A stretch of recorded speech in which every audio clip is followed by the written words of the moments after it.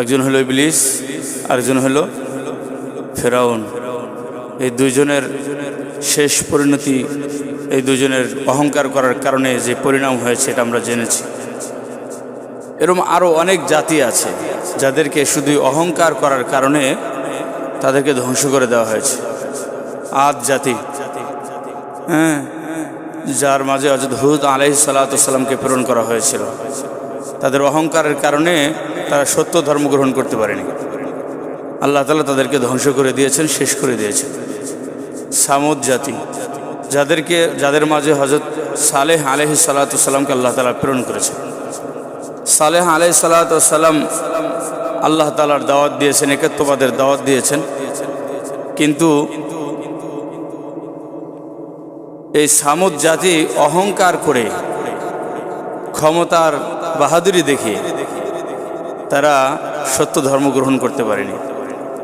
আল্লাহ তাআলা তাদেরকে একটা ক্ষমতা দিয়েছেন, পাহাড় কেটে কেটে বাড়ি নির্মাণ করার ক্ষমতা দিয়েছিলেন। সেই ক্ষমতাকে তারা সবচেয়ে বড় ক্ষমতা মনে করছে, আর তারা বলছে যে আমাদের চেয়ে শক্তিশালী আর কে আছে। আল্লাহ তাআলা তাদেরকেও ধ্বংস করে দিয়েছে। এরকম অহংকারীদের পরিণাম আমাদের সামনে অনেক নজির আছে। আজকে আমরা দুনিয়াতে অহংকারীদের কি কি শাস্তি, এই সম্পর্কে সংক্ষেপে আলোচনা করা হবে ইনশাআল্লাহ। পরকালে তো অহংকারীদের শাস্তি আছে মৃত্যুর পরে, কিন্তু জীবিত থাকাকালীনই অহংকারীদের শাস্তি হয়। তার মধ্যে 1 নম্বর, অহংকারীরা সবসময় মনে যেটা আশা করে তার বিপরীত হয়। সাধারণত মনে যেটা আশা করে তার বিপরীত হয় সাধারণত। অর্থাৎ তারা মনে মনে আশা করে যে মানুষ আমাকে সম্মান করত। তো অহংকারীদের এটা একটা চাওয়া থাকে যে সবাই যেন আমাকে স্যালুট দেয়, সবাই যেন আমাকে সালাম দেয়, সবাই যেন আমাকে শ্রদ্ধা করে, সম্মান করে। কিন্তু বিপরীতে কি হয়, যে সবাই অহংকারীদেরকে ঘৃণা করে। সবাই কি অহংকারীদের ঘৃণা করে। তাদের চাওয়া কি? তাদের চাওয়া হলে সবাই যেন আমাকে সম্মান করে, কিন্তু হয় কি তার বিপরীত। এটাও আল্লাহ তাআলার পক্ষ থেকে অহংকারীদের জন্য এক সাজা, যে চায় একটা হয় আরেকটা, চায় একটা হয় আরেকটা। এটা অহংকারীদের জন্য দুনিয়াবি একটা সাজা, যে তারা সবসময় তাদের প্রশংসা করুক মানুষ, এটা তারা চায়। তাদের কাজের প্রশংসা করুক, এটা মানুষ চায়, অহংকারীরা চায়। কিন্তু অহংকারীদের এর বিপরীত হয়, সবাই তাদেরকে ঘৃণা করে, সবাই তাদেরকে তুচ্ছ তাচ্ছিল্য করে। সামনে এসে সম্মান দেখাইলেও পিছনে গিয়ে তাদের বদনামের শেষ নেই।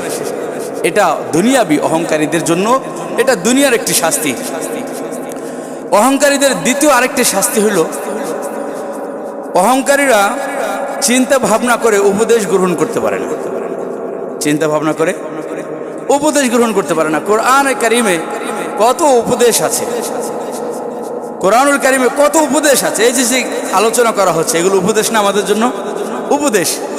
এত উপদেশ থাকা সত্ত্বেও অহংকারীরা তাদের অহংকারের কারণে উপদেশ থেকে বঞ্চিত হয়।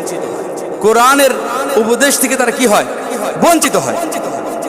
এই যে এটা একটা তাদের জন্য আরেকটা সাজা, যে কোরআন আছে তাদের সামনে, হাদিস আছে, কিন্তু অহংকার করার কারণে কোরআন এবং হাদিসের এই উপদেশ তারা গ্রহণ করতে পারে না। এটা দুনিয়াবি তাদের জন্য আরেকটা সাজা। তারা অহংকার করার কারণে কোরআনের আয়াত থেকে মুখ ফিরিয়ে নেয়। কোরআনের যে বিধান আছে, এই বিধানগুলো থেকে তারা মুখ ফিরিয়ে নেয়। তারা মনে করে এই জমানায় কি এটা চলে? এই জামানায় কি এটা চলে? এটা তো সেই সেকালের শাসন ব্যবস্থা বা সেকালের আইন কানুন, সেকালের আইন কানুন তো একালে চলে না। এই অহংকার করে করে তারা কোরআনের আয়াত থেকে, কোরআনের বিধান থেকে তারা দূরে সরে যায়। এটা অহংকারীদের দুনিয়ার আরেকটি সাজা। তৃতীয় আরেকটি সাজা হলো, অহংকারীদেরকে দুনিয়ায় আযাব ভোগ করতে হয়। অহংকারীদেরকে দুনিয়ায় কি করতে হয়? আযাব ভোগ করতে হয়। সালামা ইবনে আকওয়া রাদিয়াল্লাহু তাআলা আনহু থেকে হাদিস বর্ণিত আছে, তিনি বলেন, রাসূলুল্লাহ সাল্লাল্লাহু আলাইহি সাল্লাম বলেন, লা ইয়াজালুর রাজুলু ইয়াযহাবু বিনাফসিহি হাত্তা ইউক্তাওয়া ফিল জাব্বারিনা ফায়ুসিবুহু মা আসাবাহুম। একজন মানুষ সর্বদা অহংকার করত। অহংকার, রাস্তা দিয়ে যখন হাঁটতো, অহংকারের কারণে কেউ সালাম দিলে সালামের উত্তর দিত। এটা কিন্তু অহংকারের আলামত। এটা কি অহংকারের আলামত? সালাম দিয়ে, সালাম তো সে নিজে দিবেই না। কেউ যদি ভাগ্যক্রমে তাকে কেউ সালাম দিয়ে ফেলে, তাহলে সে জবাবও পর্যন্ত দেয় না। মনে হচ্ছে যেমন সে শুনতে পায়নি। তার চেহারা দেখে মনে হয় যে সে সালাম শুনতেই পায়নি। অহংকার। রাসূল বলেন একজন ব্যক্তি সর্বদা অহংকার করত। এক সময় অহংকার করতে করতে তার নামটাকে আল্লাহ তাআলা জাব্বারিনদের কাতারে লিখে দেন। তখন তাকে এমন আযাব গ্রাস করে, এমন আযাব তাকে দেওয়া হয় যেটা অহংকারীদেরকে দেওয়া হয়। মানে অহংকার করতে করতে, একটা হলো মনে করেন একটা গুনাহ করছে, আবার অনুশোচনা আসছে, সে গুনাহ থেকে ফিরে গেছে, তওবা করছে। কিন্তু অহংকার এমন এক রোগ, এটা সে অনুশোচিত হয় না। এই অহংকার করতে করতে সে নিজেকে, অহংকার মানে সে নিজেকে বড় মনে করতে থাকে, ভালো মনে করতে থাকে। আর কেহ যদি নিজেকে ভালো মনে করতে থাকে, তাহলে তো তার ভিতর অনুশোচনা আসবে না। আর অনুশোচনা না আসলে তো কখনো সে তওবাও করবে না। আর তওবা না করলে তো সেই গুনাহ নিয়েই সে কবরে যাবে। এই জন্য অহংকারীরা সচরাচর জাব্বারিনদের কাতারে অন্তর্ভুক্ত হয়। অর্থাৎ অহংকারীদেরকে, ওই যে পূর্বে যে অহংকারীদের আযাবের কথা বলা হয়েছে, এরকম কোন এক আযাবের ছেও পতিত হয়। অহংকারীদেরকে অনেক আযাব দিয়েছে। ওই যে একটা শুনেছেন যে আল্লাহ তাআলা তাকে জান্নাত থেকে চিরদিনের জন্য বের করে দিয়েছেন। ফেরাউনের ব্যাপারে শুনেছেন যে আল্লাহ তাআলা তাকে চুবিয়ে মেরেছেন, অপমানিত করেছেন, এবং দুনিয়াবাসীদের জন্য সে একজন উপমা হয়ে আছে। এরপরে আরো কিছু জাতিদেরকে অহংকারের জন্য সাজা দেওয়া হয়েছে, যে ঝড়, প্রচন্ড আকারে ঝড় দিয়ে শেষ করে দেওয়া হয়েছে। আবার এক জাতিকে অহংকারের কারণে প্রচন্ড আকারে বাতাস দিয়ে তাদেরকে শেষ করে দেওয়া হয়েছে। এবার আবার কিছু মানুষদেরকে পাথরের বৃষ্টি তো হয়েছে, পাথরের বৃষ্টি, আকাশকে পাথর পড়েছে। এই পাথরের আযাব দিয়ে আবার কত অহংকারীদেরকে শেষ করে দেওয়া হয়েছে। এই কথা তো বোঝা যায় এক এক অহংকারীদের একরকমই শাস্তি দেবেন, বিষয়টা এরকম না। অহংকারীদের যেরকম ভিন্ন ভিন্ন, অহংকারীদের সাজাও ভিন্ন ভিন্ন। হ্যাঁ, যে কোনো সাজা তার উপরে এসে যেতে পারে। এই জন্য কোনো গুনাহ যদি হয়ে যায়, তওবা করে নেওয়া। ভিতরে যদি এরকম কোনো বিষয় এসে যায়, অহংকারের কোনো ভাব যদি এসে যায়, তওবা করে নেওয়া, যে না, এটা তো আমার দ্বারা ঠিক হয়নি। দুনিয়ার আরেকটা শাস্তি হলো অহংকারীদের কাছ থেকে নিয়ামতকে ছিনিয়ে নেওয়া হয়। কি ছিনিয়ে নেওয়া হয়? নিয়ামত। অনেক টাকা পয়সা উপার্জন করবে, মাগার সন্তুষ্ট অর্জন করতে পারবে না, মনে শান্তি পাবে না। অনেক কিছু তার আছে দুনিয়ায়, কিন্তু মনে কি নেই? শান্তি নাই। পেরেশানি আর পেরেশানি, পেরেশানি আর পেরেশানি। অনেক অঢেল সম্পত্তির মালিক, গাড়ি বাড়ির মালিক, অনেক কিছু তার আছে, কোনো কিছুর দুনিয়ার দিক থেকে কোনো কিছু তার অভাব নেই। তারপরেও খোঁজ নিলে দেখা যায় সেই মনে হয় দুনিয়ার বুকে সবচেয়ে বেশি কি বলে পেরেশানির মধ্যে আছে, সবচেয়ে বেশি পেরেশানির মধ্যে আছে। কারণ কি? অহংকার। অহংকার করে বেড়ায়। অহংকারীদের থেকে আল্লাহ তাআলা তার নিয়ামতকে ছিনিয়ে নিয়ে যায়। এক ঘটনা শোনেন। এই ঘটনা বললে তো অনেক অনেক কিছু জেহেনে আসবে। অনেকে বাওয়াতে খাওয়ার অভ্যাস আছে না? আছে নাকি? আর কোথাও দেখা না গেল চার দোকানে দেখা যায়। কি বলেন? আর কোথাও না দেখে গেলে কোথায় দেখা যায়? চার। কষ্ট পেয়েন নাকি? হ্যাঁ, হাদিসের একটা নিয়ামত, এই একটা হাদিস আসছে এখানে, যে বলে যদি বলা হয় ভাই বাওয়াতে খাচ্ছেন কেন? বাবা তো আল্লাহর হাত, আল্লাহ তো দিছে। ডান হাত আল্লাহ দিছে, বাম হাতও আল্লাহ দিছে, খেলে সমস্যা কি? স্যার এসব কথা বলে, তাদের জন্য হাদিস বিশেষ করে, আমাদের সবার জন্যই এটা শিক্ষা। আন্না রাজুলান আকালা ইনদা রাসূলুল্লাহ সাল্লাল্লাহু আলাইহি সাল্লাম বিশিমালিহি। রাসূলুল্লাহ সাল্লাল্লাহু আলাইহি সাল্লামের কাছে এসে এক ব্যক্তি বাম হাত দিয়ে খাচ্ছে, বাম হাত দিয়ে খাচ্ছে। ফাকালা কুল বিয়ামিনিক, ফাকালা কুল বিয়ামিনিক। রাসূল বলেন, এই তুমি ডান হাত দিয়ে খাও। কি করো?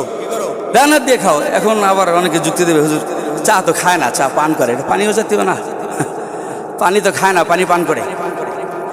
খাওয়া পান করা সব জিনিসেই ডান হাত দিয়ে করতে হয়। হ্যাঁ, খাবার খাওয়া হোক আর পান করা হোক সব কিছুই কোন হাত দিয়ে পান করতে হয়? ডান হাত ব্যবহার করতে হবে। ডানের মধ্যে বরকত আছে, বামের মধ্যে বরকত নেই। ওই ব্যক্তি যখন বাম হাত দিয়ে খাচ্ছিল, রসুল বলেন কুল বিয়ামিনিক, তুমি ডান হাত দিয়ে খাও। কল আলা আস্তাতিও, সে বলল সমস্যা কি বললো? বাম হাতে খাচ্ছে আর বলছে সমস্যা কি, আমি তো এটা পারি না। সে বলছে লা আস্তাতিও, আমি পারছি না, আমি ডান হাত দিয়ে খেতে পারি না। মানে হলো সে অহংকার করে বলছে সে পারে, ডান হাত দিয়ে খেতে পারে, কিন্তু সে বলছে লা আস্তাতিও, আমি পারি না। অহংকার করেছে এখানে সে। আর আমাদের মাঝে যেটা আমরা দেখতে পাই, যদি বলা হয় যে আপনি ডান হাত দিয়ে খান না কেন, কেউ বাম হাত তো আল্লাহ দিয়েছে, ডান হাত তো আল্লাহ দিয়েছে, তাহলে সমস্যা কি? একই কথা। রসুল সাল্লাল্লাহু আলাইহি সাল্লাম তারপরে বদদোয়া করেছেন। কি করেছেন? আপনারা জানেন যে রসুল তো কারো ব্যাপারে বদদোয়া করেন না, তিনি তো রহমাতুল লিল আলামিন। কিন্তু রসুল এই ব্যক্তির ব্যাপারে বদদোয়া করেছেন। কল আলাস্তাতা, রসুল বলেন তুমি পারবেও না। ওই ব্যক্তি যখন বলেছে যে লা আস্তাতিও, আমি ডান হাত দিয়ে খেতে পারি না, রসুল বললেন লাস্তাতা, তুমি খেতে পারবে না। এটা একটা বদদোয়া না? বলে এটাই বদদোয়া। এই বদদোয়ার ফলে মা মানাহু ইল্লাল কিবির, সে যে ডান হাত দিয়ে খেতে পারে না, এই হাদিসে বলা হয়েছে তাকে তার অহংকার বাম হাত দিয়ে খেতে তাকে বাধ্য করেছে, আর ডান হাত দিয়ে খেতে তাকে বারণ করেছে, দূরে রেখেছে। এরপর যে হাদিস বর্ণনা করেছে সেই ব্যক্তি বলেন কলামা ফামা রাফাআহা ইলা ফিহি, মৃত্যু পর্যন্ত সে আর তার হাত মুখে উঠাইতে পারে।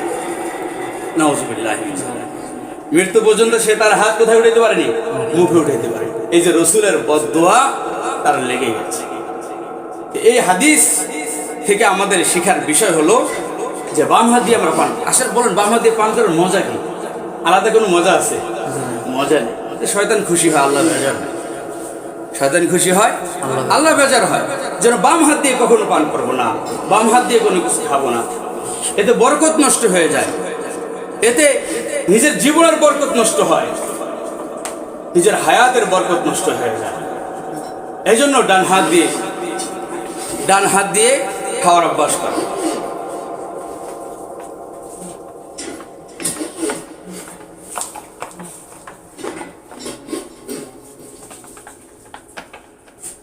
এই হাদিস থেকে আরেকটা শেখার বিষয় হলো, যদি কেউ জেনে শুনে জেনে বুঝে শরিয়াতের উল্টা চলে, জেনে বুঝে, সে জানে এটা সঠিক, আমি যেটা করতেছি এটা বেঠিক, সঠিকটাও সে জানে, এরপরে অহংকার করে সে যদি উল্টো পথে চলে, এই ব্যক্তির ব্যাপারে বদদোয়া করা যায়।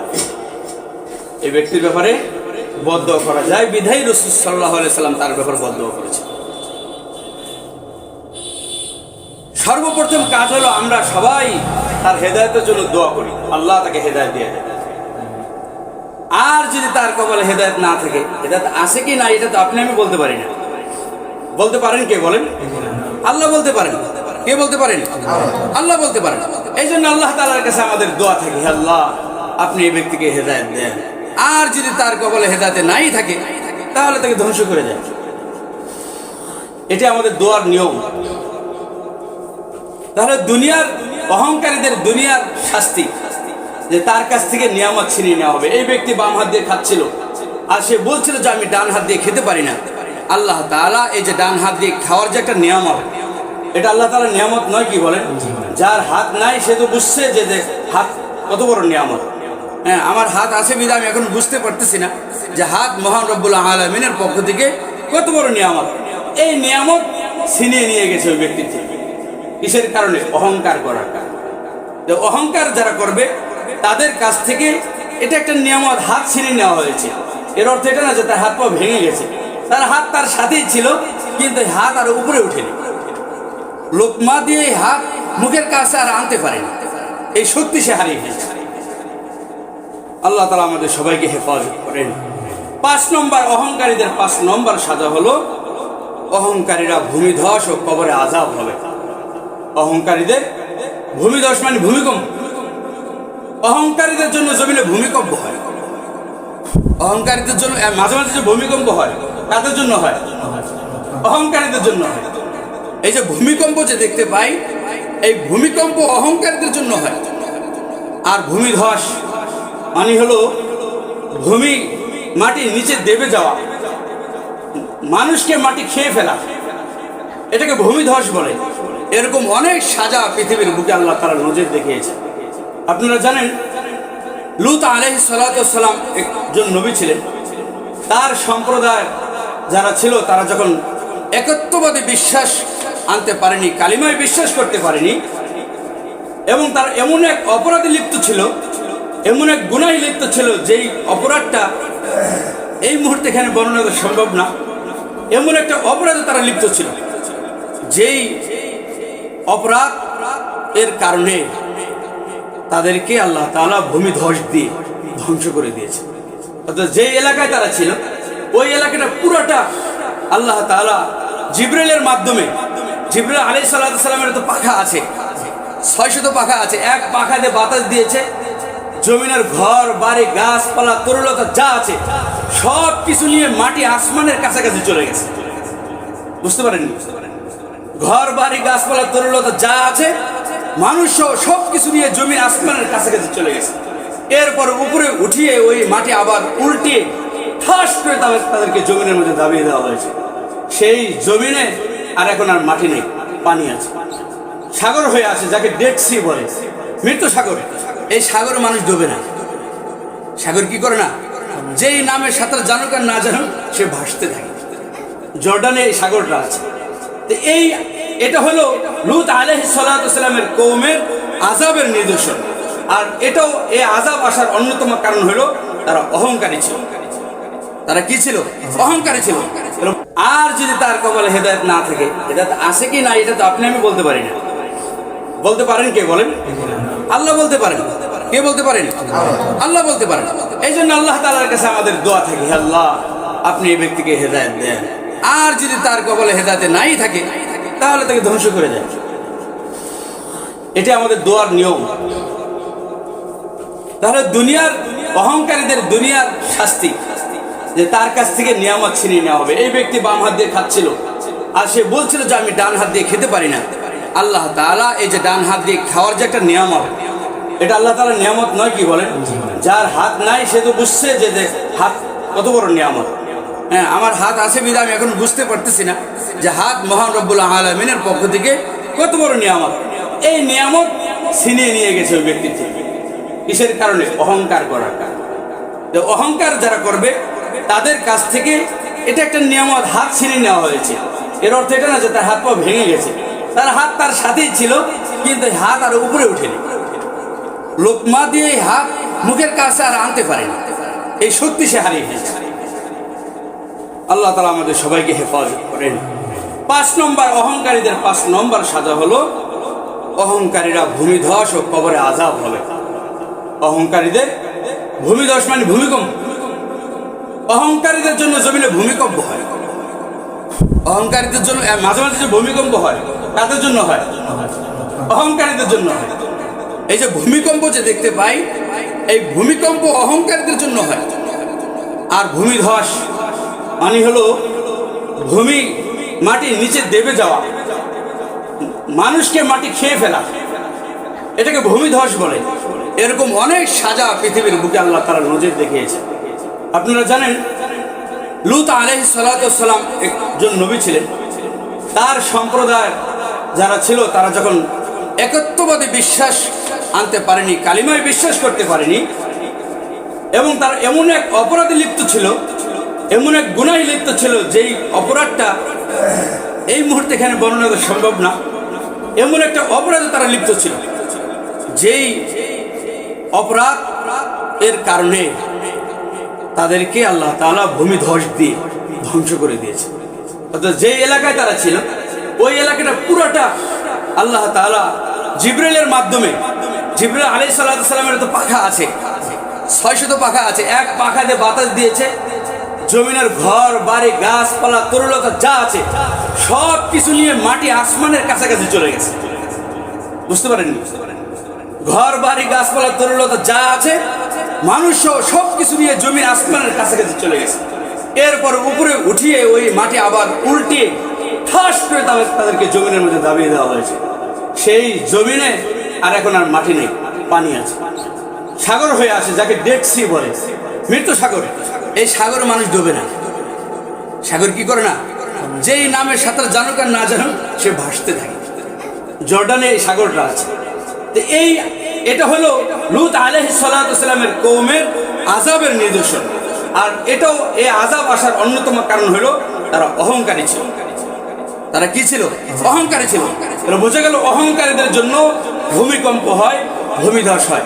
এক হাদিস শরীফে এসেছে যে বাইনামা রাজুলুন ইয়ামশি ফি হুল্লাহ, তোমাদের পূর্বের এক যুগে এক ব্যক্তি সুন্দর কাপড় পরিধান করে বড় বড় ইয়ামাহা চুল রেখে ঘাড়ের উপর ঝুলে ঝুলে খুব অহংকারের সাথে হাঁটতেছিল। অহংকারের সাথে হাঁটতেছিল।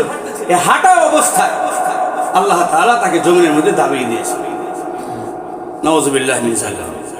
অহংকার করতেছিল, সুন্দর পোশাক পরে আর বড় চুল রেখেছে। দাড়ি তো নাই, দাড়ি না রাখা তো বড় চুল রাখার কোনো ফায়দা নেই। যার দাড়ি নাই সে যদি বাবরি রাখার নিয়ত করে, এটা তার বাবরি হবে না, এটা সন্ত্রাসীর মতো হবে। তবে বাবরির সাথে দাড়ি শর্ত। যেই বাচ্চার দাড়ি হয় না, ওই বাচ্চাও বাবরি রাখার, বড় চুল রাখার অনুমতি রাখে। এই যে বড় চুল রাখা যে একটা সুন্নাত আছে কিন্তু শরীয়তে, বড় চুল রাখা এটা একটা সুন্নাত। কিন্তু এই সুন্নাহ আদায় করতে পারবেন তখন যখন মুখে দাড়ি থাকবে।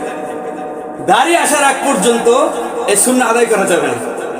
আর যাদের জীবনে কোনোদিন দাড়ি আসে না, আসার আগেই হত্যা করে ফেলে, তাদের জন্য তো এটা রাখা যাবে না। এরাও এক ধরনের হত্যাকারী। আল্লাহ মাফ করে। দাড়ি সাথে এই বাবরির চুলের সাথে সম্পৃক্ত। এটা সুন্নাহ। রাসূলুল্লাহ সাল্লাল্লাহু আলাইহি সাল্লাম জীবনের অধিকাংশ সময় তার মাথার চুল বড় ছিল, কিন্তু অধিকাংশ সময় বাবরি রাখতেন। এটা সুন্নাহ। তবে এই সুন্নাহ কিসের সাথে সম্পৃক্ত বলেন? দাড়ির সাথে সম্পৃক্ত। কিন্তু দাড়ি নাই, বড় চুল রাখবেন, এটা অহংকারের আলামত। রাসূল বলেন ওই ব্যক্তি অহংকারের সাথে বড় বড় চুল রেখে ঘাড়ের উপর চুল ঝুলে মাথাটা এমন করছে আর এমন করছে আর হেঁটে যাচ্ছে, ওই ব্যক্তিকে আল্লাহ তাআলা জমিনের মধ্যে দাবিয়ে দিয়েছে। এই জন্য অহংকারী থেকে অহংকার প্রকাশ পায় এমন কোন আলামত যেন আমার দ্বারা প্রকাশ না পায়, এমন কোন আমল যেন আমার দ্বারা প্রকাশ না পায়। কারণ যে কোনো সময় আল্লাহ তাআলা আমাকে জমিনের মধ্যে দাবিয়ে দিতে পারে। আমি যদি গুনাহ অবস্থায় জমিনের মধ্যে দাবিয়ে যাই, তাহলে তো আমার স্থান জাহান্নাম ছাড়া ভিন্ন কোনো রাস্তা নেই। আমি জাহান্নামের বাসিন্দা হয়ে যাবো। নাউযুবিল্লাহি মিন যালিক। আল্লাহ তাআলা আমাদের সবাইকে হেফাজত করেন। আরেকটা আলামত আছে অহংকারীদের। আমরা অনেক সময় লুঙ্গি পরি, লুঙ্গিটা টাকনুর নিচে পড়ে, আর টাকনুর নিচে পড়ার কারণে রাস্তাঘাট তো আমাদের রাস্তাঘাট ঝাড়ু দেওয়ার কেউ নাই, বাস আমরাই লুঙ্গি দিয়ে ঝাড়ু দিয়ে পরিষ্কার করে রাখি। টাকনুর নিচে কাপড় পরা, রাসূল হাদিসে বলেছেন মা আসফালা কাবাইনি মিনাল ইজারি ফিন্নার, যে টাকনুর নিচে যে কাপড় পরিধান করবে তার ওই অংশটা জাহান্নামে যাবে। এখন টাকনু এই যে এখন এর নিচে যদি কেউ কাপড় পরিধান করে, ওই অংশ জাহান্নামে যাবে, মানে কি এখান থেকে কাইটা ওটা জাহান্নামে দিবে না। মূলত বলা হয়েছে যে টাকনুর নিচে কাপড় পরবে সেই জাহান্নামে যাবে। এই জন্য টাকনুর নিচে কাপড় পরা যাবে। আমরা মনে টাকনুর নিচে কাপড় পরা এটা অহংকারীদের আলামত। লুঙ্গি হোক প্যান্ট হোক, আমাদের মুসলিম সমাজে কে ঢুকিয়ে দিয়েছে যে কাপড় টাকনুর নিচেই পড়তে হবে? এই মেহনতটা শয়তান করেছে। এই কথার বলে আমি আজকে শেষ করি। আল্লাহ তাআলা বলছেন যে পুরুষ টাকনুর উপরে পড়বে আর মহিলা টাকনুর নিচে পড়বে। মহিলারা কোথায় পড়বে? টাকনুর নিচে, আর পুরুষ পড়বে টাকনুর উপরে। কিন্তু শয়তান মেহনত করে কি করছে সমাজে তাকান, পুরুষ সব টাকনুর নিচে পড়ে, মেয়েরা সব টাকনুর উপরে পড়ে। কি বলে বিষয়টা এরকম হয়েছে না? হ্যাঁ। আল্লাহ যদি উল্টা করতো যে পুরুষ টাকনুর নিচে পড়বে আর মেয়েরা টাকনুর উপরে পড়বে, তখন আবার তার বিপরীত দিক। এটা শয়তানের নিয়ম। এই জন্য টাকনুর উপরে কাপড় পরিধান করতে হবে। টাকনুর উপরে কাপড় পরিধান না করে যদি আপনি আমি চলতে থাকি, আর যদি মৃত্যু এসে যায়, আপনার আমার প্যান্ট যদি টাকনুর নিচে থাকে আর এই অবস্থায় যদি মৃত্যু এসে যায়, মানে কি আমি একটা জাহান্নামের আলামত নিয়ে মৃত্যুবরণ করলাম। আর জাহান্নামীদের আলামত নিয়ে মৃত্যুবরণ করে জান্নাতে যাওয়া যায়? আপনি টিকিট হইল বিএনপির অফিসের, আপনি আওয়ামী লীগের অফিসে ঢুকতে পারবেন? সাপোর্ট করবে বলেন? আপনার টিকিটই তো হয় নাই, সঠিক জায়গায় আপনি আসেন না। তা আপনি আমি জাহান্নামের আলামত নিয়ে মৃত্যুবরণ করলাম, জাহান্নামের টিকিট নিয়ে মৃত্যুবরণ করলাম, তো জান্নাতের আশা কেমনি করে? কঠিন বিষয়।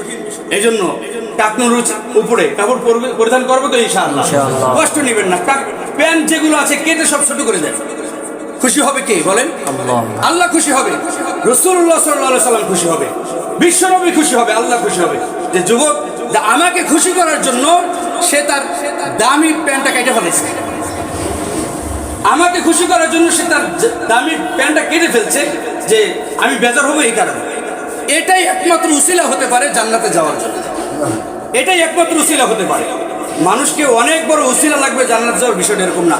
অনেক মানুষকে আল্লাহ তাআলা ছোট্ট ছোট্ট উসিলা দিয়ে জান্নাত দিয়ে দেবে। তার মধ্যে আপনার আমার জন্য এটা একটা উসিলা হতে পারে যে আপনার আমার প্যান্টটা টাকনুর নিচে যাইতো, এই কারণে আমি কাইটা শিলি করে সুন্দর করে টাকনুর উপরে নিয়ে আসছি, যেন আল্লাহ বেজার না হয়, রাসূলুল্লাহ বেজার না হয়। এটাই আপনার আমার জন্য জান্নাতে যাওয়ার একটা উসিলা হতে পারে ইনশাআল্লাহ। ইনশাআল্লাহ এমনও হইতে পারে যে আমি যদি রাসূলুল্লাহকে খুশি করার জন্য এই কাজটা করি, তাহলে হতে পারে মৃত্যুর আগেই রাসূলুল্লাহর সাথে আপনার সাথে একটা স্বপ্নের মধ্যে জিয়ারত হয়ে যাবে। স্বপ্নের মাধ্যমে এরকম অনেক নজির আছে। এমনও হতে পারে কবরের মধ্যে আপনারা জানেন বলা হবে নবীকে দেখে এই ব্যক্তি কে, তখন আমি তো এই কথা বলতে পারি, এই নবী এই ব্যক্তির জন্যই তো আমি আমার প্যান্টটাকে কাইটা ছোট বানাইছি, এই নবীর জন্যই তো আমি টুপি মাথায় দিয়েছি, নামাজ পড়ছি, তাহলে একে চিনি না। বাস এটাই জান্নাতে যাওয়ার জন্য এক ওসিলা হতে পারে। আল্লাহ তাআলা আমাদেরকে টাকনুর উপরে কাপড় পরিধান করার তৌফিক দান করেন, এবং যে অহংকারীদের যে আযাবের কথা বলা হলো, সর্বপ্রথম আমাকে সহ সবাইকে অহংকারীদের এই আযাব থেকে হেফাজত করেন, বাঁচিয়ে রাখেন। আল্লাহ তাআলা যেন সুন্দরভাবে বিনয়ের সাথে দুনিয়ায় যতদিন বাঁচিয়ে রাখেন, অহংকারের সাথে না, বিনয়ের সাথে আল্লাহ তাআলা যেন মৃত্যু পর্যন্ত আমাদেরকে চলার তৌফিক দান করেন। আল্লাহ তাআলা আমাদের সবাইকে কবুল করেন, মাফ করেন। সুবহানাল্লাহ।